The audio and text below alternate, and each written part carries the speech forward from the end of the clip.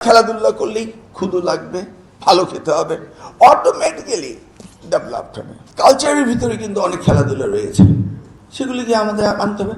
লেসে উল্টো গণা। উল্টো গণাটা কি? 50 থেকে 1 পর্যন্ত উল্টো গণেন, তারপর 2 বাদ দিয়ে গণেন, তারপর 5 বাদ দিয়ে গণেন, 7 বাদ দিয়ে গণেন, অড অ্যান্ড ইভেন নাম্বার বাদ দিয়ে উল্টো গণতে থাকেন। স্টপ ওয়াচ নিয়ে আপনি, আগে স্টপ ওয়াচ ছিল না, এখন তো হয়েছে যে না, আগে বলতাম আমরা, এই তুমি বেশিক্ষণ কেন দম ধরে আছো, তুমি জল্লা বুঝছেন তো, তুমি বাদ, এই তুই বেশিক্ষণ ছিলি, আমি কম ছিলাম। কিন্তু এখন স্টপ ওয়াচে বলবে এই 5 সেকেন্ড। ইউ সি নাও, একটা ছোট্ট বাচ্চা স্টপ ওয়াচটা শিখলো, উল্টো গণা শিখলো, টাইম সম্পর্কে তার জ্ঞান হলো।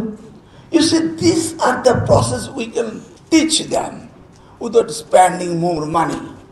Any খেলাধুলা বলেন, আমাদের প্রাইমারি স্কুলের মাঠে খেলতে হবে, খেলতে হলে মাঠটা পরিষ্কার রাখতে হবে এবং একটা ডিসিপ্লিন থাকতে হবে। খেলার সময় টিচার এসে তাকে ডিসিপ্লিন শেখাবে, সেখান থেকে আবার লিডারশিপ তৈরি হবে। দাঁড়িয়ে বান্দার কথা, খেলার কথা বললো, নিশ্চয়ই হি ওয়াজ এ গুড প্লেয়ার, তার ন্যাশনাল টিমের ক্যাপ্টেন হলো কীভাবে? তার সেই শরীর চর্চা তাকে সেই সময় শিখিয়েছে এবং হেলদি হয়েছে। আর খেলাধুলা করলেই ক্ষুধা লাগবে, ভালো খেতে হবে, অটোমেটিক্যালি ডেভেলপড হবে। আমাকে বলছিল যে চায়নায় আগে দেখতাম ছোট্ট ছোট্ট, এখন সব লম্বা হয়ে গিয়েছে। জাপান, তাই না? হ্যাঁ, আমার বাম দিকে ছিল ববি হাজ্জাজ, ডান দিকে ছিল আমি বই নিচ্ছি, আমি তাকে দেখলাম দুইজন আমার চেয়ে লম্বা, তার নিউ জেনারেশন।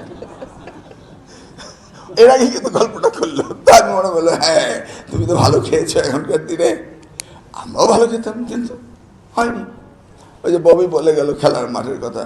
1967 আমি ক্লাস 7-এ মোহাম্মদপুর গভর্নমেন্ট বয়েজ স্কুলে পড়ি। ওই স্কুলের চারিদিকে শুধু মাঠ, ওই পাশে রেসিডেন্সিয়াল কলেজ। তাই বললাম তুমি কি ওই মাঠ দেখেছো?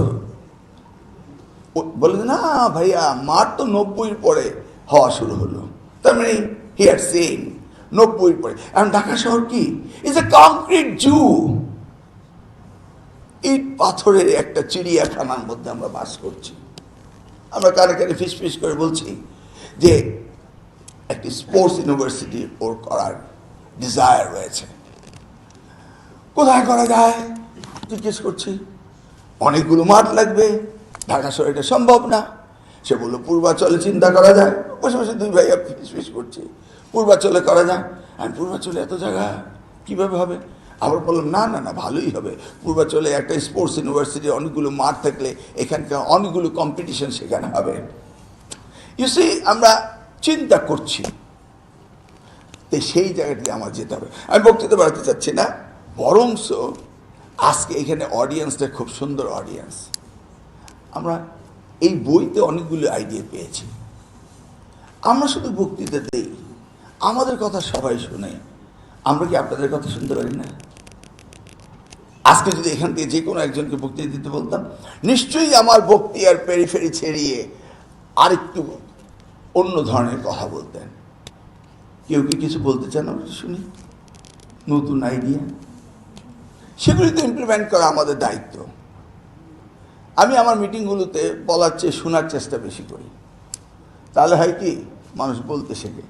আজকাল কিন্তু মন্ত্রী হওয়ার পরে কাউকে সময় দিতে পারি না, কেউ যে এসে আলোচনা করবে, সমালোচনা করবে, সেই সময়টা পাই না।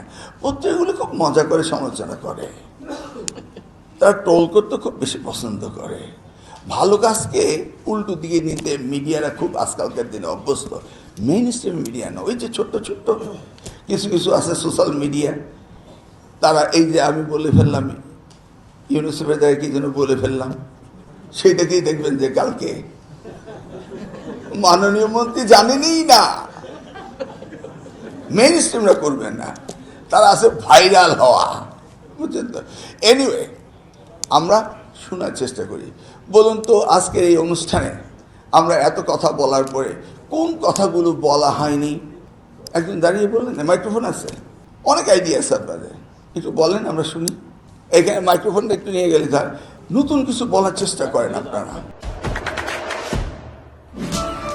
দেশে দেশে সবার সাথে দ্য নিউজ।